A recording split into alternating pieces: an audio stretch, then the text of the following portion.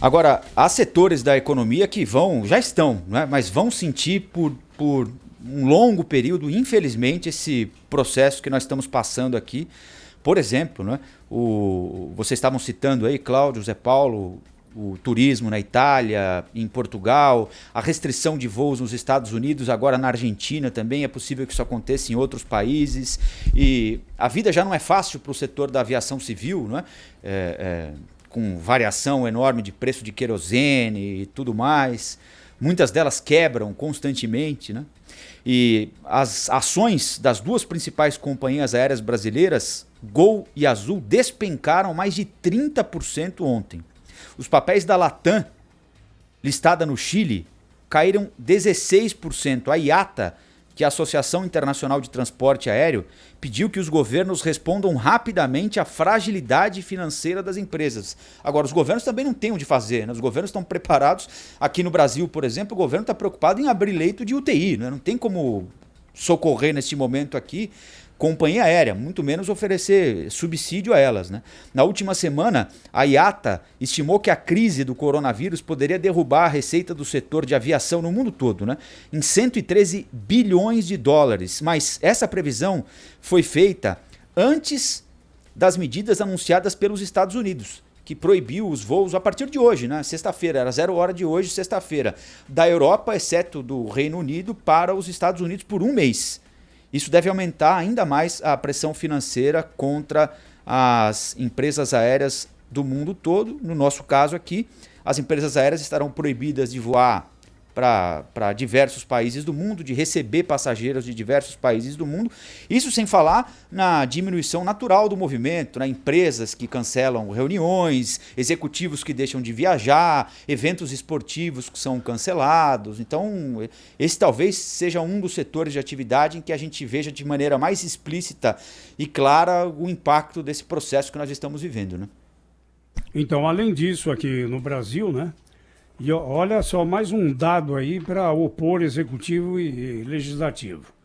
A insegurança produzida por essa decisão do Congresso de derrubar o veto, a proposta de aumento do benefício de prestação continuada, o BPC, que é o benefício da miséria. O ministro da Economia, Paulo Guedes, diz que vai recorrer ao Supremo Tribunal Federal e ao Tribunal de Contas da União para tentar mudar essa decisão da derrubada do veto do presidente. Ele garantiu que o Brasil tem condições de enfrentar essa crise aí causada pelo vírus que veio da China. Nós temos que manter o curso, manter a serenidade, vamos aprofundar as reformas, as sugestões que estão lá, há 16 propostas pelo menos, nós mandamos já umas 48 propostas, mas 16 são mais urgentes, para justamente destravarmos os investimentos em saúde, saneamento, infraestrutura, logística. Agora, apelar para o Poder Judiciário também, nesse momento, não me parece mais apropriado, né? Mas enfim, é legítimo, né? O ministro da Economia, né, se sentiu duramente atingido, porque ele faz lá os cálculos dele e, de repente, esses cálculos vão todos para o vinagre, né? Pois é, e é aquela coisa que o Congresso faz, ora por pura demagogia, como é muito frequente, né? Mas sobretudo para dar uma sacaneada no governo. Tem sido essa a tônica, né, do governo, do Congresso Nacional, sobretudo da Câmara dos Deputados, desde o ano passado. É uma decisão atrás da outra que eles não estão preocupados. A gente fica assim, pois é, mas afinal de contas isso beneficia pessoas muito pobres e tal. Seria uma sacanagem recusar isso, ou vetar isso, ou não derrubar esse veto e tal. Mas o fato é que elas não fazem com essa intenção, né? Ou a intenção, eles não fazem com essa intenção.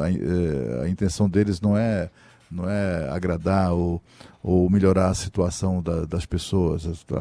Eles estão interessados na próxima eleição, não é nem sequer no próximo ano, né? Não é nem sequer na próxima geração, muito menos na próxima geração. É uma pena isso, né? O Brasil fica perdendo tempo com esse tipo de coisa, né? Com esse tipo de decisão, com parlamentares que não têm nenhum compromisso com o país. Eles acham que é um dinheiro, esse dinheiro, os especialistas todos indicam, mostram isso, não tem de onde tirar esse dinheiro. Como é que faz? Como é que faz? Aí o presidente veta, até por essa razão, e como qualquer presidente o faria, e aí eles, não, vamos derrubar isso aí dá aquela coisa do Rodrigo Maia, sempre está dando uma estocada no governo. Aí vão lá e dão um jeito de derrubar o veto, e o governo que se vire. Como é que faz para arrumar um dinheiro que não existe? Tirar de onde? Tirar da boca das crianças lá na merenda escolar? Tirar do Bolsa Família? Tirar da saúde?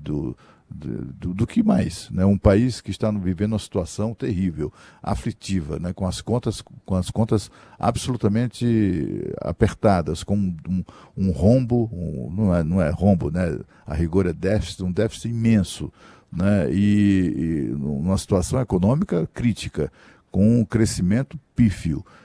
E eles ainda inventam uma despesa de 20 bilhões de reais.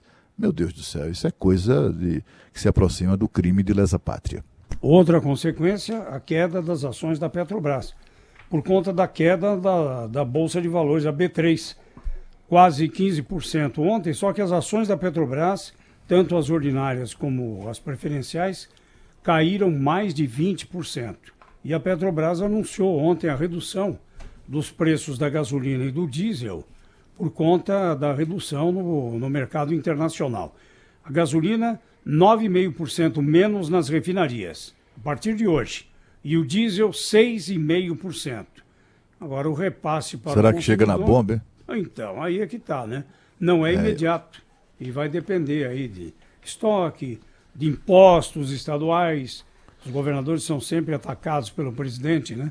De que não admitem reduzir. Mas, enfim, na bomba vai demorar, viu, Claudio Humberto? E não será nessa proporção.